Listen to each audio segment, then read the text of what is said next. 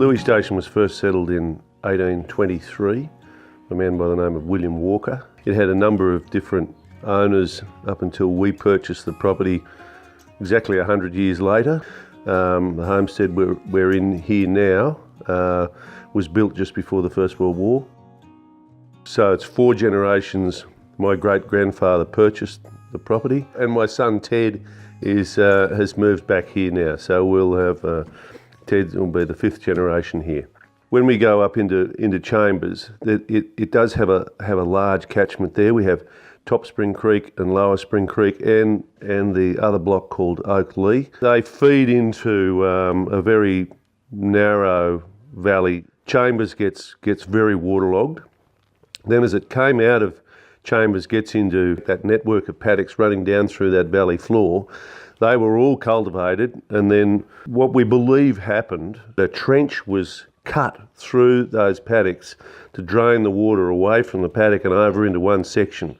It's taken away some problems, so we don't get waterlogging through pines, gaffneys and the old lucerne paddock, but we now have a one-line trench. Lue Station was traditionally a sheep property more than cattle. They tried to grow a number of crops of oats, wheat, barley. All of that valley floor there has been cultivated apart from the top end that we know as Chambers. You know, there's some very active erosion problems there. It hasn't been overly active in my lifetime. We haven't had to have machines in there, but you can see where there's problems and the problems will continue to arise. So addressing them can only be a good thing. The challenge for Lue Station and Tom and his family is to rehydrate the landscape and improve the catchment process so that the land stays more moist for longer during the seasonal changes.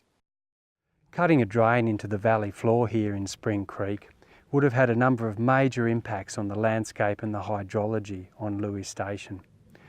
As the drain was cut, the channel deepened, and you can see the channel wall widened as well.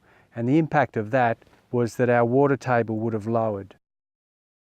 This lowering of the water table has had a profound effect on the hydrology of the landscape. Firstly, the valley floor system is much drier than it was because the water table is now perennially much lower.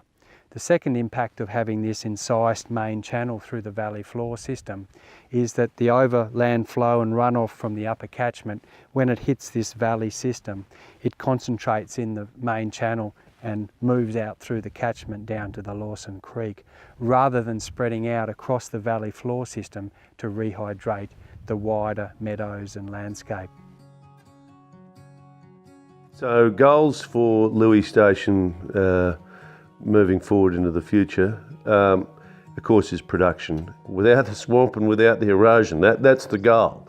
So it's been going along okay as it is, but we can see trouble. So how do we change it back without creating the problems they had in the past? If we're smart enough, we can have the productive land, have the water on the paddock doing what it should be doing.